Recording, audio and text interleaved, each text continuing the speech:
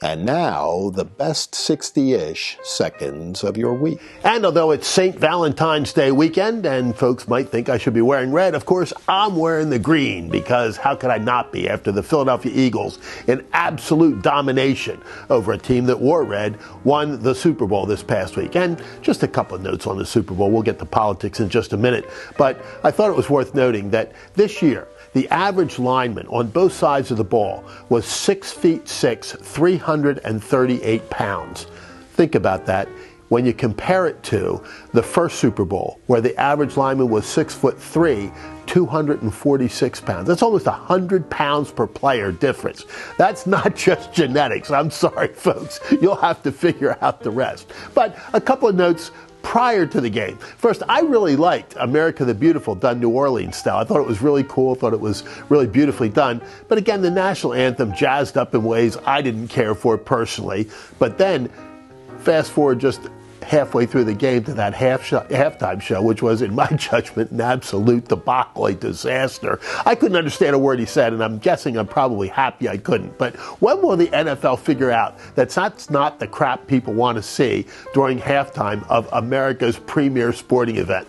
But back to the game itself. The Philadelphia Eagles just really dismantled the Kansas City Chiefs. I thought prior to the game that it was going to be the Eagles' offensive line that would control the game. They were bigger, stronger, faster, tougher, etc. than Kansas City, and I just thought they would eventually have pushed them around enough that when it got to the fourth quarter, they'd be able to kind of have their way with the Chiefs. But as it turned out, it was a defensive front four for Philadelphia, who not only never blitzed once during the game, but had 6 sacks, one short of the record, a lot of hurries, interceptions, including, this was a great side story, the first interception of Cooper DeJean on his birthday, a pick 6. Doesn't get much better than that. And to the Eagles front four, to Jalen Hurts, who overcame so much to be the game's MVP, and that really poignant and now perhaps iconic picture of him sitting in the hallway contemplatively with that trophy between his legs really tells you an awful lot. And this was a team of faith. If you listen to the comments, both pregame and postgame, by so many Eagles players talking about their faith in Jesus Christ and how much he means to them and to their play on the field, but more important, to what they do off the field.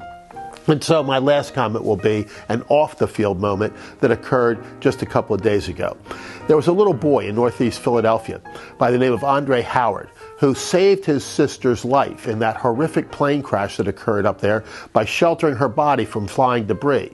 Sadly, what happened was he got hit in the head with a piece of metal and was in very, very critical condition, hovering between death and life. They had an induced coma for this little guy, and when he came out of the coma, you know what his first question was? Did I miss the Super Bowl? He hadn't, and A.J. Brown, down in New Orleans already for the game, heard about it, called the little guy, and told him that he would come see him after the Super Bowl, and hopefully, that was the key word, would bring some hardware along. And A.J. Brown, true to his word, showed up at Children's Hospital in Philadelphia with the Lombardi Trophy in his hands. And it just doesn't get much better than that. And I hate to interrupt all the Super Bowl hoopla with a little bit of politics, but this week, of course, you get Tulsi Gabbard, RFK Jr., and a continuation of the confirmations of Donald J. Trump's cabinet. And the Trump administration is really moving at warp speed to do exactly what they promised to do. And what's the left? They've got their panties in a wad over a quote-unquote constitutional crisis. Well, that's a great talking point for television, but scrape that away a little bit and examine it a little bit more thoroughly and a little bit more closely. What is the constitutional crisis that they're concerned about? They're concerned about Donald Trump and Elon Musk and others dismantling a lot of what they put into place extra-constitutionally, or perhaps even unconstitutionally through the years, and then allowed to grow and grow and grow into this behemoth that we now have for a federal bureaucracy. If the bureaucrats, and we go back to this question about Elon Musk, who elected him? That seems to be a rallying cry or calling card of the left right now. Well, who elected Dr. Fauci? Or more importantly, the tens of thousands of unelected, nameless, faceless bureaucrats that have so much power over the lives of everyday Americans each and every hour.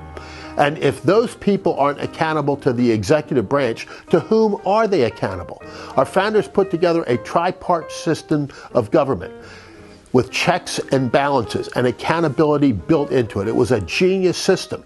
Well, where does this massive army of unelected bureaucrats fit in?